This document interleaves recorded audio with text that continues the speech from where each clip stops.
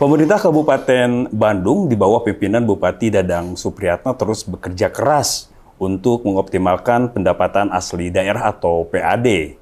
Diketahui demi mendukung kelancaran pembangunan Kabupaten Bandung, pada tahun 2025 ini Pemkab Bandung menargetkan pendapatan asli daerah sebesar 2 triliun rupiah. Di mana berdasarkan hasil temuan BPK, terdapat loss potensi pendapatan sebesar 200 miliar. Untuk membantu target pendapatan tersebut, Bupati Bandung Dadang Supriyatno membentuk Satuan Tugas Pengendali Penataan Ruang, Penyelenggaraan Pembangunan Gedung dan Perizinan Berusaha atau Satgas PPR-PBG PB. Lalu bagaimana cara strategis lainnya dari Bapenda Kabupaten Bandung untuk meningkatkan pendapatan daerah? Di ruang tengah kali ini saya sudah bersama dengan Kepala Bapenda Kabupaten Bandung, Dr. Andes Ahmad Johara MSI, atau lebih akrab disapa Kang Ajo. Baik teman, untuk lebih mendalam lagi, kita akan tanyakan langsung pada Kang Ajo. Kang Ajo, apa kabar? Baik, alhamdulillah. Iya, ini Kang, kita sebelumnya kita pengen tahu sendiri atau teman di Teropong pengen tahu apa namanya tugas dan juga wewenang Bapenda itu seperti apa nih Kang? Terima kasih Kang. Assalamualaikum warahmatullahi wabarakatuh. Waalaikumsalam. Jadi Bapenda Kabupaten Bandung ini hadir di lingkungan pemerintah Kabupaten Bandung, jelas ini untuk melaksanakan sebagian tugas membantu Pak Bupati Bandung dalam konsep perumusan kebijakan terutama di bidang pendapatan. Betul. Yang mana barangkali dalam pelaksanaannya Bapenda ini ada tiga dek besar lah. Pertama sebagai fungsi eksekutor ya tentu dalam hal ini eksekutor di bidang pengelolaan perpajakan, baik yang terkait dengan pajak bumi dan bangunan, BPHTB, ya, kemudian juga ada PBJT, pajak barang tertentu. Ya. PBJT ini terdiri dari ya, pajak hotel, pajak restoran, makan minum, ada juga pajak hiburan, pajak kesenian, kemudian ada pajak reklame, dan yang sekarang mungkin hadir di tahun 2025 sejak 5 Januari ini, pemerintah Provinsi Jawa Barat menyerahkan pengelolaannya terkait dengan option PKB dan BBNKB. Jadi nanti itu akan jadi tugas kami di lapangan. Ini wajib pajaknya sangat banyak sekali. Jelas ini harus kami antisipasi konsep-konsep ke depan itu seperti apa. Kemudian tugas pokok fungsi kami yang kedua itu sebagai rekonsiliator.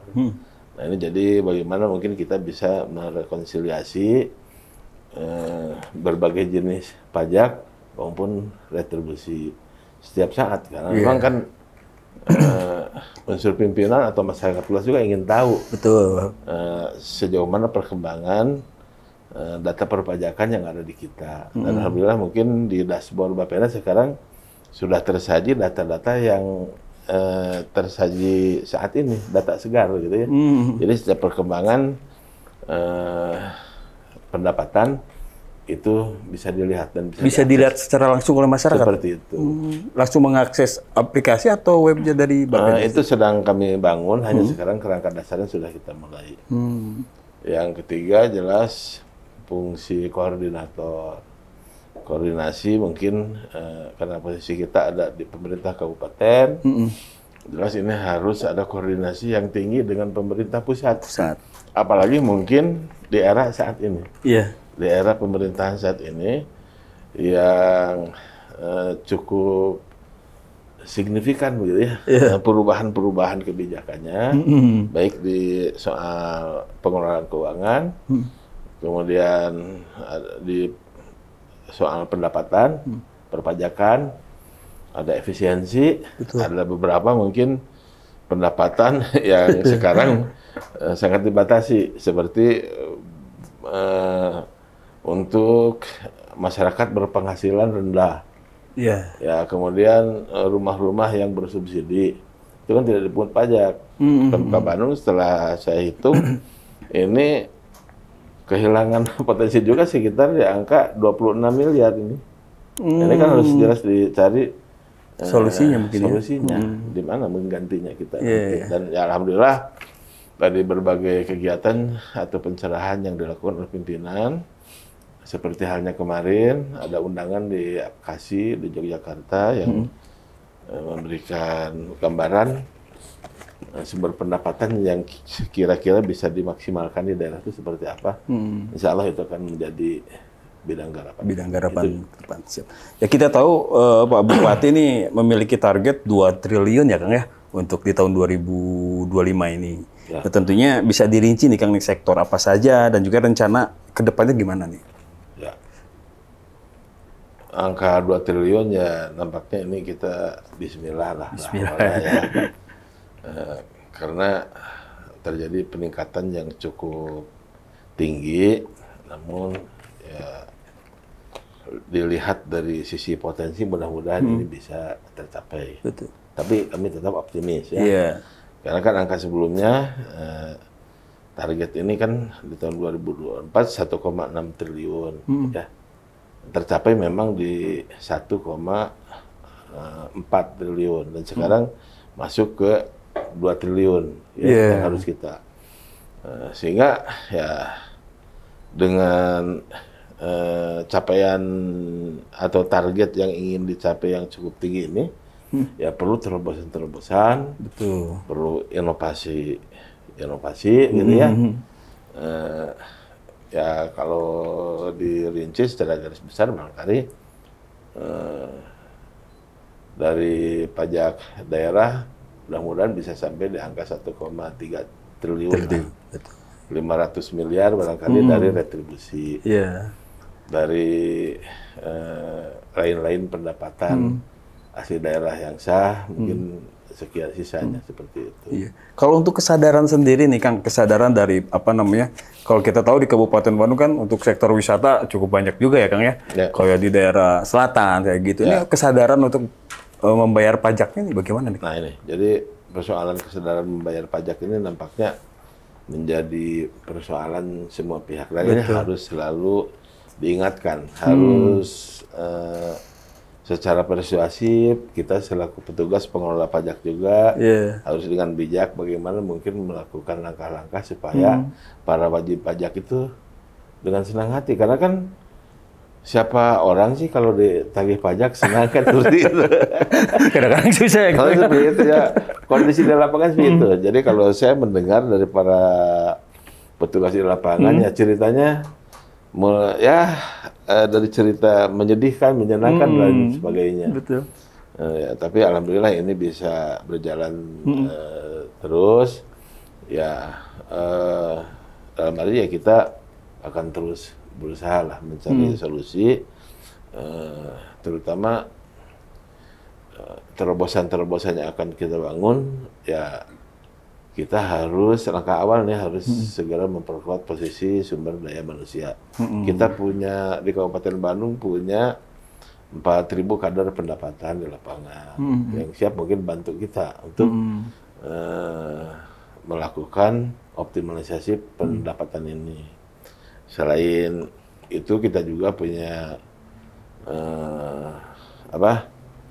terobosan-terobosan lain kaitan dengan kegiatan-kegiatan seperti yang sudah kita lakukan kemarin, ya, dengan kegiatan gerbek pajak. Oh, gerbek pajak. Ya, jadi gerbek pajak itu tim dari Badan Pendapatan Daerah mendatangi wajib pajak. Kalau rumah makan ya kita sambil makan lah, tidak usah menjadi repot bagi mereka. Kita adakan diskusi dengan mereka sehingga tahu ya ke masalah persoalan dari para wajib pajak di lapangan seperti apa. Jadi sebenarnya itu lebih ke komunikasi dua arah, sambil bersilaturahmi, sambil bagaimana kita melakukan upaya penyadaran Betul. kepada para Wajib wajib pajak. pajak. Betul. Ya, sebenarnya. Jadi ya alhamdulillah mereka juga kan istilahnya kita menagih pajak secara halus lah. Gitu. Iya. Secara halus. Sehingga dengan sukarela mereka juga menyadari bahwa pajak yang dia berikan itu bukan untuk para petugas pajak, bukan Betul. untuk Pemkad, tapi Iya. kembali lagi mungkin untuk Masyarakat kesejahteraan dan kemakmuran rakyat. Semua digunakan untuk itu. Iya. Semua masyarakat kan tidak semua tahu ya, Kang ya. Pajak itu kemana sih larinya? Mungkin bisa dijelaskan nih biar masyarakat lebih paham. Pajak pada saat masuk disalurin kemana? Ya. Seperti itu. Kalau pajak yang sudah kita tarik dari masyarakat, alhamdulillah ya. Sampai dengan saat ini semua pajak yang disetorkan oleh warga itu sudah terkoneksi dengan perbankan melalui secara online. Secara online. Ya, secara online. Jadi mereka tidak harus jauh-jauh bayar ke Bank BJB ya, sebagai kas daerah. Tidak harus jauh-jauh bayar selalu ke Bapenda. Betul. Jadi dengan aplikasi saja mereka sudah Bisa langsung. Ya. bisa langsung. Atau kayak di minimarket itu udah bisa seperti Sudah itu. bisa, ya. Termasuk di Alfamart, Indomart juga sudah bisa. Udah Mereka bisa semua. membayarnya Udah bisa ke akses gitu kan. oleh Ya, warga. jadi pelayanan memudahkan pembayaran pajak ini menjadi tugas kami bagaimana si WP ini supaya lebih mudah dalam membayar pajak. Betul. Dan tentu ini masuk ke kas APBD ya. Iya. Ya, seperti halnya sekarang ya, Pak Gubernur kan pokoknya semua pajak dari option PKB, BPNKB itu harus ke jalan, infrastruktur. Jalan, ya. Adil kan? Betul. Adil Kerasa ya sama semua ya, karena gitu. memang mereka pengguna jalan, Iya. jalan yang bagus oleh kendaraan yang dipakai itu cukup nyaman, cukup enak. Ya, itu cukup adil untuk Iya. kita terapkan di tahun ini. Ya. Iya, tentunya ini untuk mencapai target PAD ini cukup besar ya, Kang ya. Ada 2 triliun, ada tantangan khusus apa nih tantangannya paling? Ya. Ya tantangan itu tadi. Jadi dalam persoalan pengelolaan pajak kan banyak spanduk-spanduk atau baliho-baliho atau billboard orang bijak taat Taat pajak, betul. Ya. Jadi itu adalah upaya-upaya untuk menyadarkan para wajib pajak, untuk mengingatkan para wajib pajak ya. Ya sudah barang tentu kita melakukan berbagai macam edukasi terhadap mereka, ya, terhadap aparat di lapangan, pembinaan SDM atau para kader pendapatan. Kita ingin coba sampai masuk ke pemerintah desa untuk saat ini untuk Kabupaten Bandung ya. Iya. Karena memang kalau tidak mengajak serta berangkat di lapangan, ya kita akan kesulitan. Betul. Ya. Saking luasnya Kabupaten Bandung kan? Ya, seperti itu. Insya Allah saya sudah melapor ke Bupati bagaimana mungkin peran pemerintah desa ke depan dalam persoalan pengelolaan perpajakan. Betul. Nampaknya harus ada pertimbangan bagi hasil buat pemerintah desa juga, begitu ya, supaya mereka juga semangat dan supaya mereka juga merasakan hasil dari potensi yang ada di wilayah masing-masing seperti itu. Untuk progres sosialisasi sejauh ini berjalan di tingkat Progres desa. sosialisasi berjalan ya, melalui perangkat-perangkat kita di lapangan, melalui kader-kader pendapatan di lapangan, dan kita alhamdulillah sudah menyelesaikan optimalisasi atau peningkatan kapasitas para kader di lapangan dan pendataan objek pajak. Jadi nanti mungkin para kader di lapangan bukan saja menyampaikan surat pemberitahuan pajak tahunan, bukan hanya menyampaikan, tapi bagaimana mungkin mereka mendapatkan data-data dari lapangan, ya seperti titik koordinat, nomor HP wajib pajak, itu harus kita dapatkan. Persoalan-persoalan mereka di lapangan harus kita dapatkan, karena memang masih sangat dinamis ya. Kalau soal tagihan terhadap pajak ini sangat dinamis. Ada tanah yang saat ini kemarin kosong, sekarang sudah menjadi perumahan. Ada rumah-rumah yang baru 1 tingkat sekarang jadi 2 tingkat. Gitu ya, kawasan industri pabrik mungkin ada 2 bangunan tiba-tiba jadi 5 jadi tambah bangunan. gitu kan. Anak ini harus terus diikuti. Itu terus dipantau secara terus-menerus berarti sama tim dari Bapenda. Rencana kita sampai ke sana. Betul ya. Siap. Beberapa ini kan Pak Bupati sudah membuat satgas ya Kang ya. Ya. Ini peran-peran dari satgas penertiban perizinan bangunan yang ada di kabupaten ini gimana nih? Ya, terkait dengan satgas ini sebenarnya ini adalah kita melaksanakan amanat undang-undang juga. Betul. Ya. Karena sudah ada Undang-Undang Nomor 1 Tahun 2022 tentang Undang-Undang HKPD ya. Dan turunannya karena memang di amanat itu semua persoalan perpajakan itu harus dibuat dalam satu perda. Dan kita sudah punya perda nomor 10 tahun 2023 tentang pajak dan retribusi ini. Betul. Nah, upaya untuk melakukan terobosan percepatan sesuai apa yang diamanatkan baik dalam undang-undang maupun perda, ya dalam rangka menggenjot pendapatan karena memang pembangunan kita memang harapan semua bisa berjalan lebih cepat, lebih tinggi lagi. Betul. Ya, salah satu kebijakan yang dibangun oleh Pak Bupati saat ini adalah menetapkan satgas penertiban izin-izin usaha maupun ketaatan masyarakat dalam kepatuhan masyarakat dalam bayar pajak. Langkah ini memang sangat efektif sekali. Tuh. Dan ini sangat terbukti di awal langkah kegiatan, gitu ya. Untuk para wajib pajak yang masih tidak melengkapi izin dan lain sebagainya, apalagi yang tidak mematuhi pembayaran pajak, kita berikan pembelajaran untuk sementara. Kita pasang spanduk tentang bahwa perusahaan ini belum membayar pajak dan belum mematuhi izin-izin yang ditetapkan. Betul. Dan setelah itu kan mereka responnya cukup bagus ya.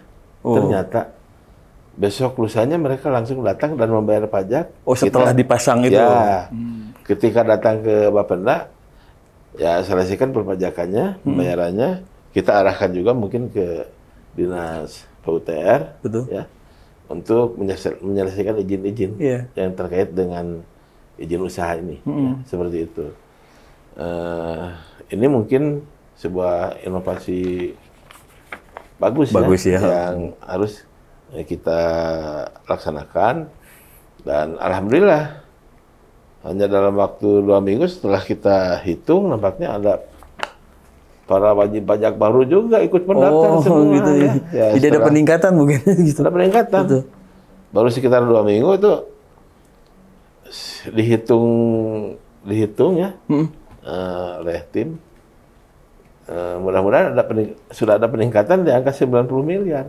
Baru dalam 2 minggu. Ya mudah-mudahan ini bisa tercapai. Karena kalau dilihat dari sisi potensi, proyeksi angka ini tidak akan jauh meleset. Tidak akan jauh meleset dari mudah-mudahan rencana gitu. Secara bertahap 90 miliar ya. Lagi kan targetnya sampai ke 400 miliar. Ya bertahap sedikit demi sedikit mudah-mudahan sampai di angka. Tapi kalau kesadaran gini kan, kalau kita tahu kan di Kabupaten Bandung khususnya gitu kan, kayak pariwisata, tempat makan dan yang lainnya ini sekian hari kian bertambah, yang asalnya sekian jadi ujuk-ujuk nambah gitu kan. Ini sadar nggak apakah si pengelola itu untuk menambah tentunya pada saat bangunannya ditambah kan ada tambahan lagi mungkin kan. Itu sadar seperti itu. Kita itu menjadi tantangan dan kewajiban kita sebagai aparat ya. Bagaimana melakukan penyadaran terhadap para pemilik usaha, jasa usaha rumah makan, begitu ya, restoran atau pengelola wisata.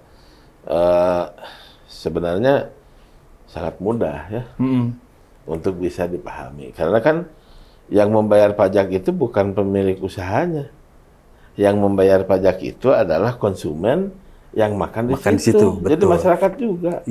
Jadi sebelah mana yang menjadi beratnya? Hanya kita menitipkan kepada pengusaha jasa usaha makan, restoran, hotel, kita titip nih kan seperti itu, menyisihkan untuk pembangunan di Kabupaten Bandung. Betul.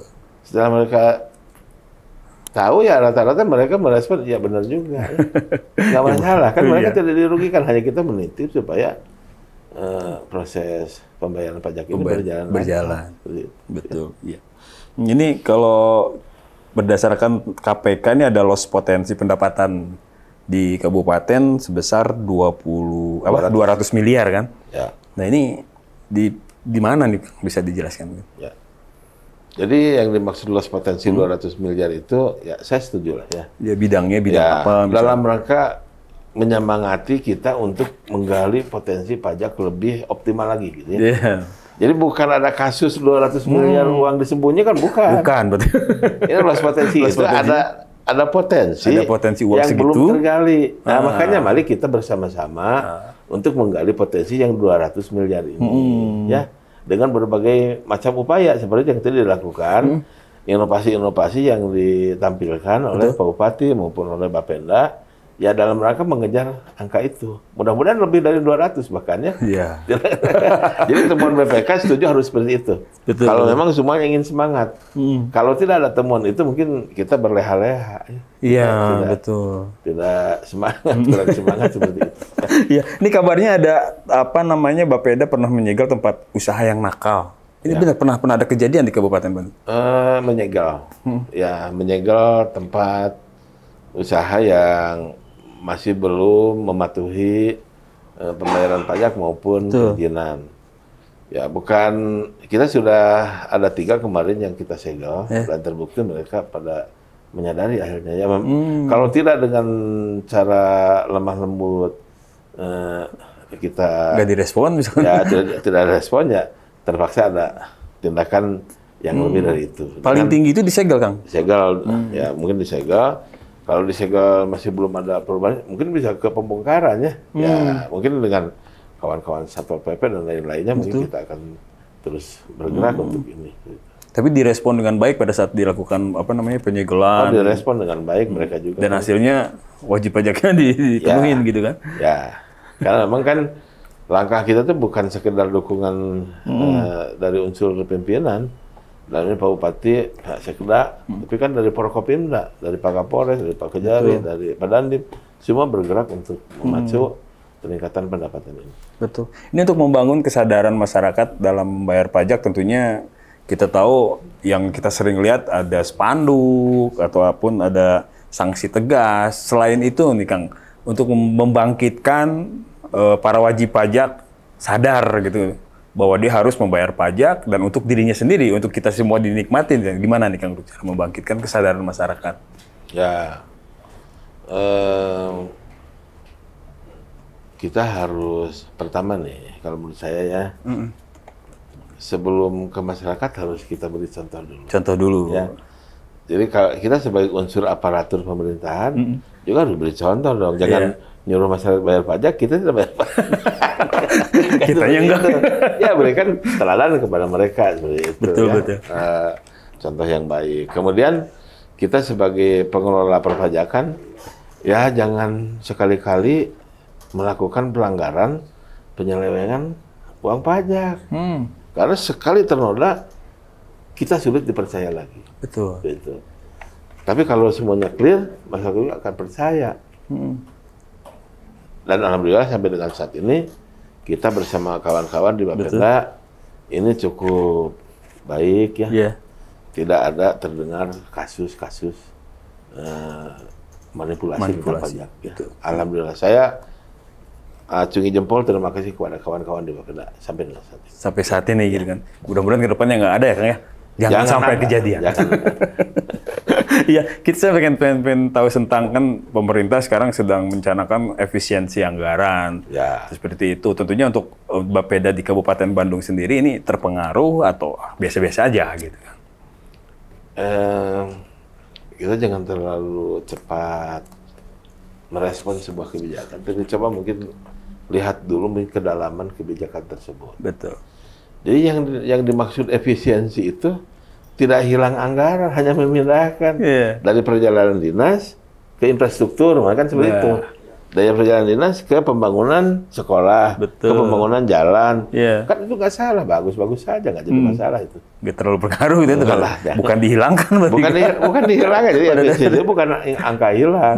Ya mungkin dari satu institusi mungkin bisa hilang, tapi kan muncul lagi di institusi lain. Betul. Ya. Iya. Ini kemarin kan ada ini ya Kang yang program gerbek pajak, mungkin bisa dijelaskan apa itu? Ya, jadi gerbek pajak ini adalah satu cara bagaimana kita mengedukasi wajib pajak juga. Betul. Jadi Bapenda datang beramai-ramai lah begitu ya ke rumah makan, daripada ya kita datang ke rumah makan tidak dengan program, mending ini sambil makan siang sambil jalankan program. Betul. Karena gerbek pajak itu adalah satu kegiatan yang di dalamnya itu ada pencerahan-pencerahan antara wajib pajak dengan pengelola pajak, gitu ya. Jadi didengarlah cerita tentang para pengelola pajak bagaimana wajib pajak seperti apa. Jadi didengar langsung. Betul. Ya setelah itu rata-rata para wajib pajak seperti kemarin yang sudah kita lakukan di rumah makan Manjabal. Ya. Ya karena memang gerbek pajak ini kita arahkan ke wajib pajak yang masih banyak tunggakannya gitu. Oh, ya. Banyak tunggakannya dalam membayar pajak. Ya alhamdulillah mereka insya Allah dengan sadar sukarela akan memenuhi kewajibannya sebagai WP yang taat. Ya, betul. Gitu. Iya. Ini mungkin ini terakhir untuk masyarakat Kabupaten Bandung, ada ajakan atau himbauan biar masyarakat lebih sadar untuk tergerak membayar kewajibannya dalam pajak nih. Silakan.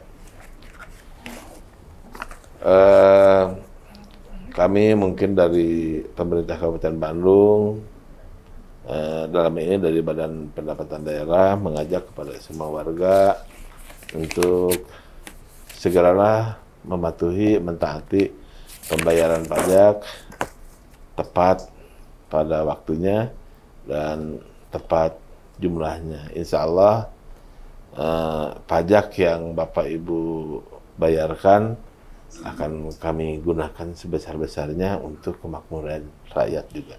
Baik. Ya. Demikian Ruang Tengah kali ini tentang strategi Kabupaten Bandung kejar target PAD 2 triliun bersama Kepala Bapenda Kabupaten Bandung, Bapak Dr. Andes Ahmad Johara MSI. Bedaskeun. Lebih bedas. Well.